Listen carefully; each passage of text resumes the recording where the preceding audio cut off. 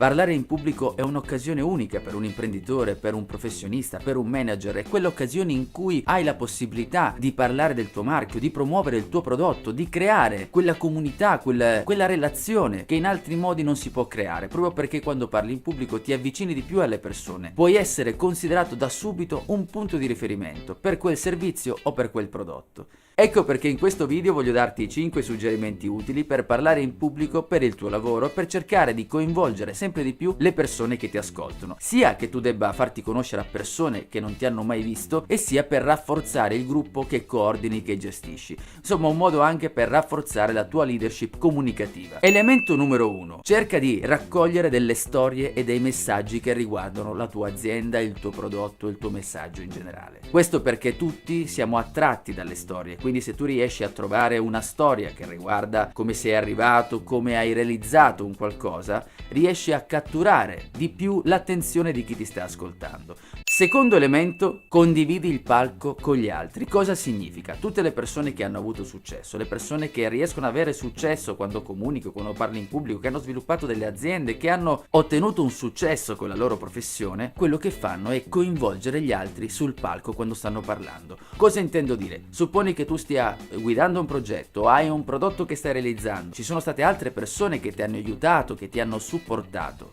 È bello vedere quando tu stai parlando che coinvolgi la persona che ti ha aiutato e la porti sul palco con te. Certo, delle volte non riesci a trovare la persona disponibile, ma se c'è quella persona disponibile, fallo subito. Numero 3: sii onesto. Quello che voglio dirti è che se c'è stato un fallimento in quello che hai fatto, in quello che hai realizzato, nella tua azienda, nella tua professione, raccontalo, spiegalo, condividilo. Questo ti fa apparire sicuramente più credibile agli occhi di chi ti ascolta, ti rende più vicino alle persone e dà un valore utile e importante a chi ti sta ascoltando. Perché se da un lato vogliamo vedere il successo, vedere anche i fallimenti, capire come gli altri hanno sbagliato, rafforza la tua identità come persona, la tua credibilità e ti rende più efficace quando stai comunicando. Numero 4: utilizza le diapositive come una guida, come un supporto. Evita di riempire le tue diapositive come se fossero un libro da leggere. Per tanti motivi: uno, perché annoiano; un altro perché le persone si mettono lì a leggere come se fosse un ebook o un qualcosa da leggere lì e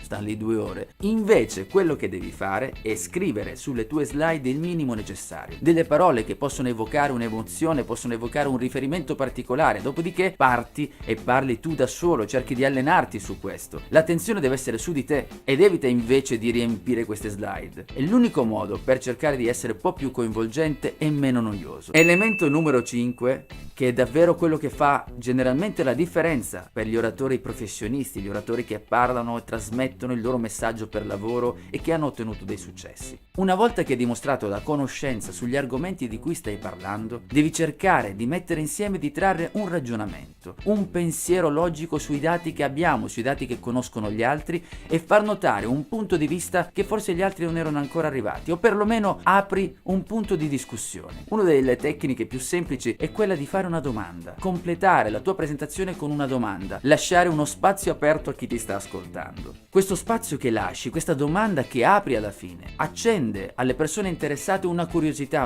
a chiedere di più, una curiosità a sapere di più su quello che stai facendo, una curiosità a rafforzare il progetto se sono persone che già ti conoscono. Sicuramente, se non hai una guida specifica, avviare questi 5 suggerimenti non è così semplice, però puoi riparare subito con un po' di pratica. E come puoi fare pratica? In genere i computer più attuali hanno comunque una webcam, ti metti là e ti registri per 2-3 minuti. Parla della tua azienda, parla del tuo prodotto, del tuo servizio, perché ti devo ascoltare. Fai pratica, riascoltati e cerca di capire cosa non va. Cerca di essere oggettivo nella tua analisi, non essere così rigoroso, ed esercitati, ripeti e metti insieme gli elementi che ti ho appena elencato. Dov'è?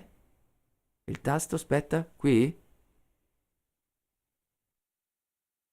Partita? Vado? Eh, eh, mm, sono Giuseppe, il fratello di mio fratello. Cazzo dico del fratello di mio fratello?